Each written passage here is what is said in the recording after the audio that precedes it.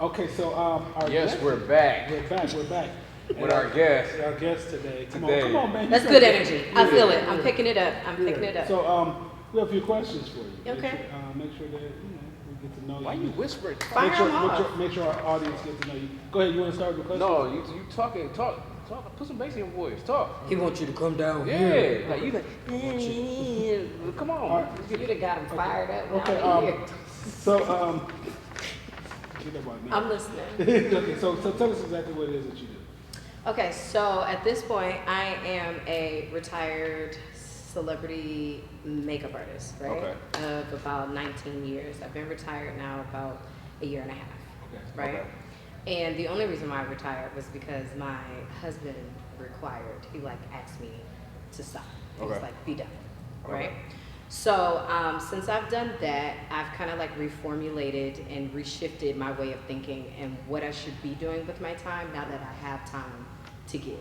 Okay. So at this point, of course, I'm very hands-on with our businesses, our family businesses, which of course, Wolfie White, N.A. Wright, F&A Wolfie White, which is a gel polish company, which is doing really, really well. That's good. And of course, you know, we build concepts. So we built the concept for the Haunted House restaurant. We also Okay. built the concept for the Astro restaurant, which is Tower City as well. Okay. So we're in like the startup concept and branding business. So we're getting that going.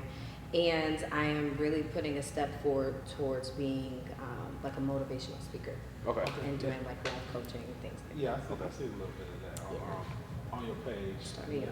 Little sprinkle. With some other ladies that did the show with us back Yes. in the day. Yes. So, okay, Yes. So you still have a lot of Yeah. connection with them. Okay. Mm-hmm.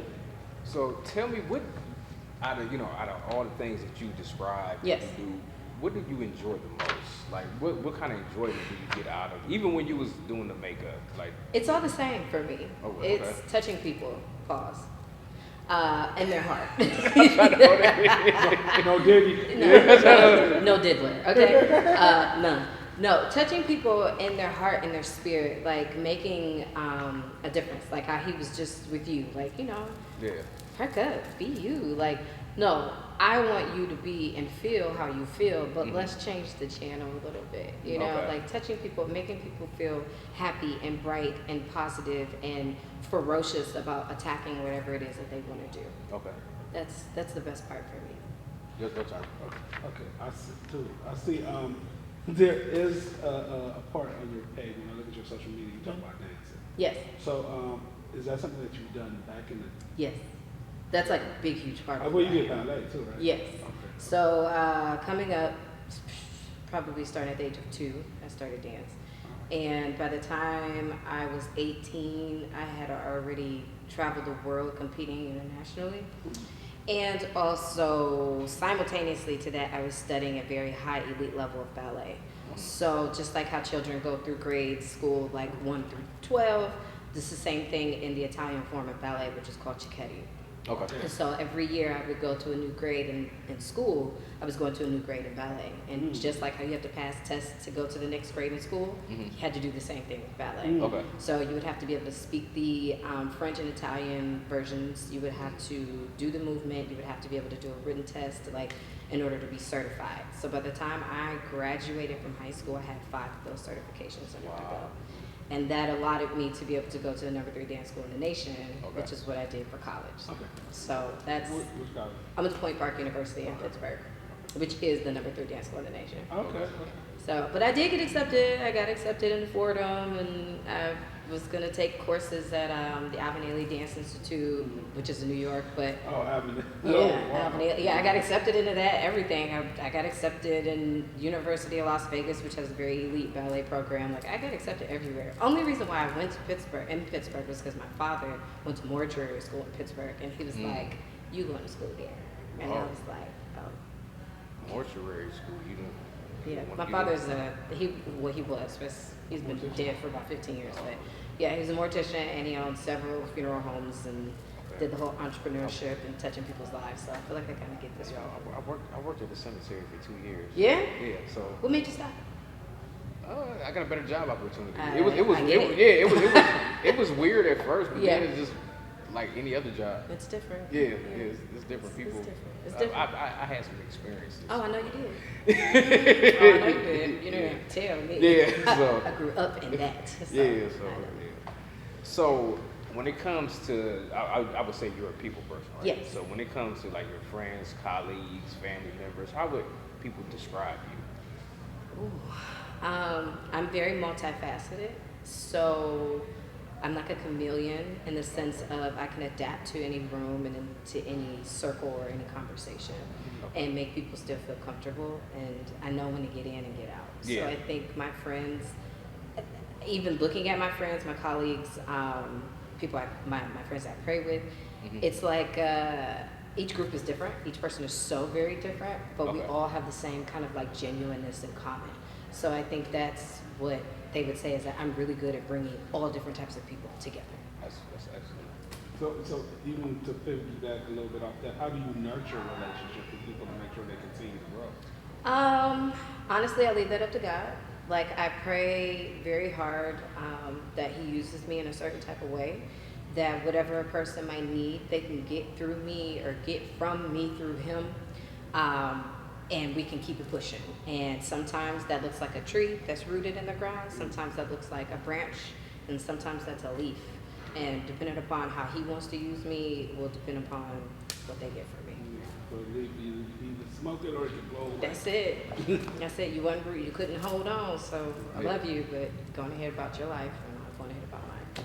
So being multifaceted, and doing a lot of things, having numerous businesses, what kind of advice could you give somebody that maybe going through the same thing or dealing with the same thing?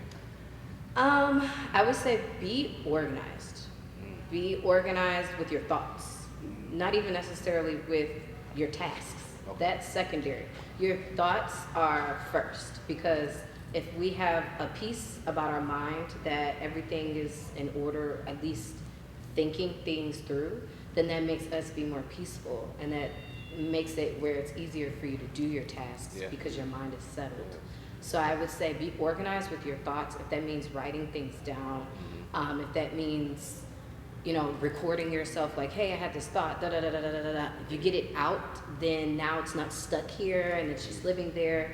And then, like for me, if I have a thought that's just stuck there and I'm not doing anything, and a week goes by, 2 weeks go by, I get anxious. And I don't like to feel anxious. So I feel like if I get it out, and at least, okay, if I wrote it down, I can come back to that. And if I'm, going through my scheduler and I'm going through my calendar and I'm marking down my things that I need to do, I always have for the month things that I want to hit. And then even if I don't hit it for that month, or if 2 months go by, I can go back and be like, oh yeah, I didn't hit that. Let me go and. So that being organized with your thoughts, being organized with your tasks, that is what helps me stay sane. I found that with myself too. Like I had to stop being so stubborn because I figured like, oh, I could just remember it. And then I'm like, man, what was that I was supposed to do? Okay. So then I just started just writing down my notes and just throw it out like voice memos to myself. So it's like sometimes you have to just get rid of that stubbornness and unload. Unload. Even if it's how you feel, emotions. If somebody pissed you off for the day, why hold on to that? You've left them, and now they feel fine because they've let that off on you. And now you're carrying that around on you. Well, you got to let that go. And so that also counts when it comes to being clear in how you move. That could change the trajectory of the rest of your day. So if you say, I'm going to leave myself a voice memo. I really didn't like how da-da-da-da-da-da-da-da, and then you'll even be surprised how the things that come out your mouth might not even be the things that you thought you had an issue with to begin with. And then now that you've unloaded it, when it comes back to that person, you can sanely go to them and say, this is what I didn't like. This is what I would like to fix. Let's be solution orientated. I've seen that sometimes in life that you actually allow things to affect you that shouldn't even affect you. You're like, how did I get here? You remember when you were a kid and you like, I can't make it through this? And now you like, I'm here. I'm here. And I don't even remember that. So sometimes we do that as adults too. I guess because things are just like, we're human. We're human. We're human. Everything is happening. That's right. In real time. So I know you're a very creative person. Yes. What do you think is missing in what do you think is missing in creative life now? Because I know that you're actually trained. Yes. You know, and I have a niece like you. Okay. She went to Oakland. Okay. So I know that it's different how she look at entertainment than Yep. how I look at entertainment. Yes. So what you think is missing in entertainment now? Community. Community.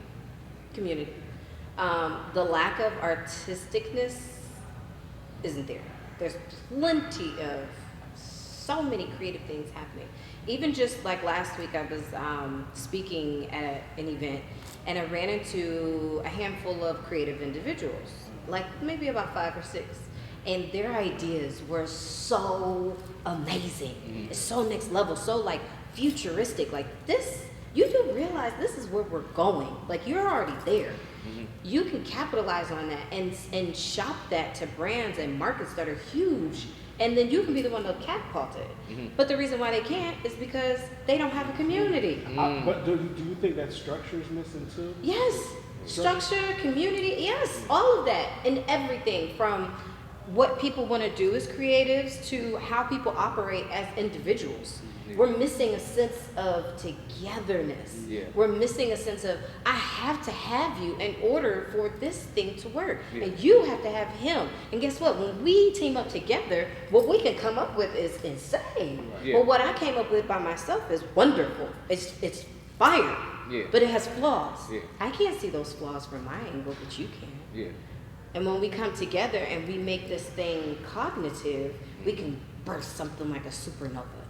It's like, I don't know, I've been stuck in the book of Numbers in the Bible here lately. And what I've come to understand in Numbers, because I feel like that's a book I always used to skip as a kid, because I'd be like, 5 of this, 20 of that, 30 of this, 5,000 of this. And I'm like, why do I need to know this? Now as an adult, like you said, coming back, I read Numbers and I realized each tribe had a very specific job.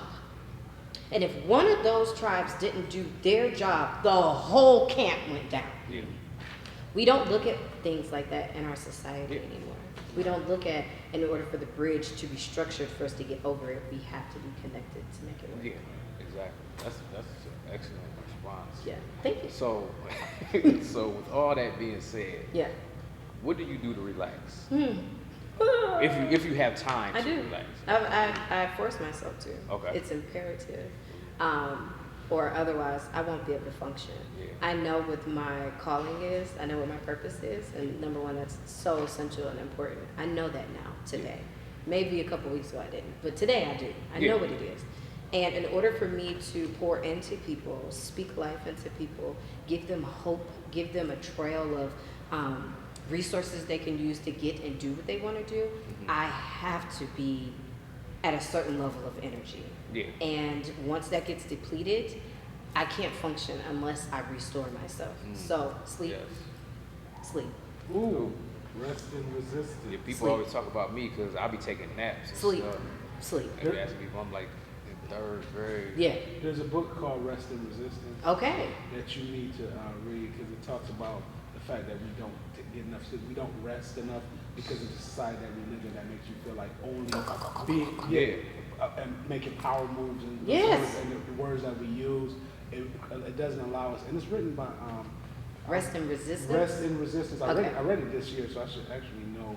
I don't have a problem with me taking a nap. No, I'm doing it. I'm doing it. I'm taking a nap. I don't care. I'm doing it. I'm doing it. It's happening. So rest and resistance. I'm looking the book up. It's fine. I find that rest for me is so essential. Number one, because of what I just said about how I need to be restored, but also being connected with my husband. Even if we're just in the same room for like an hour and not even talking to each other, that also restores me. That's it's something about once we plug in. That energy. It's a restoring, and he's so goofy. Like he's never. I mean, he is serious, but he's goofy and fun. You gotta have that fun all the time, though. Like all the time. Because I'm pretty sure you deal with serious people all the time. So you gotta have that balance. The book is by Trisha Hershey. It's called Rest and Resistance. Okay. And it's a whole book on how we need to rest. No, we do. Rest in resistance. Rest is resistance. Rest is resistance. And it's a book about resting away from the capitalist system. Come on now. So sometimes you do have to rest, and they have programs. They have seminars where they go to and they actually rest. Oh, I love that. Like she has like these programs. Would you ever go? That's phenomenal. They'd be like, what is sleep? Yeah, sleep. Oh, we sleeping all day. They're sleeping. Oh, Some we of them- sleeping all day. I'm and in. some of them are crying too at the Yes, seminars because yes. they realize They don't how get much- to do. They're like doctors and lawyers and they realize. I'll how probably be much, sleeping during the seminar. Come on now. So what's next? Ooh, well, I currently have a child in college. The next one is a sophomore in high school. Okay. The next one is 6, which is first grade, and then the last one is preschool. She's 2. So that in itself is a lot. Yeah, I could just imagine. That's a lot. And then my husband is always creating. Always. And even if he's not actively creating, he's trying to be solution orientated. Like he's always trying to solve a problem, whether it's for friends, whether it's for business. If he just walks into a business, it's like, if y'all did this and put this here, and then y'all started telling people, and I'd be like, wow, that just came out, huh? Yeah. All right. I see a problem he did solve because he was at the gym. And Okay. He was trying to figure out. We was having conversations like how we can lose weight. Okay. And we was having that conversation. And I looked at his. He I'm is like, this big. I'm like, this dude got smarter than me. Because I was losing weight Yes, first. yes, And he was asking, he was like, what are you doing? And I'm yeah. like, and then I started gaining a little bit of that, but then I came here. Yeah. And they're like, this atmosphere just helped me. Yes. I started losing weight again. Yes. And I feel like he found his place. He did. And he was one of those people that's like, I got to figure this I out. got to figure this out. I got and, to. and it's like, he's smart, but he still got to ask everybody. He asks questions and Yes. you see that you're doing something that's Yes. important. He's 'Cause going to figure it out. Because we all help each other. Yes. That's what people are. Come on now, that's what community. people do. So we do want to thank you for this interview. Yeah. Yeah, we appreciate it Appreciate so it, much. For sure. Because we got a lot of good, but we're gonna come back and we're gonna get a little messy because we're Oh, about that's to talk. fine. We're about to talk about these weekly topics. So go ahead. That's Close fine. it up.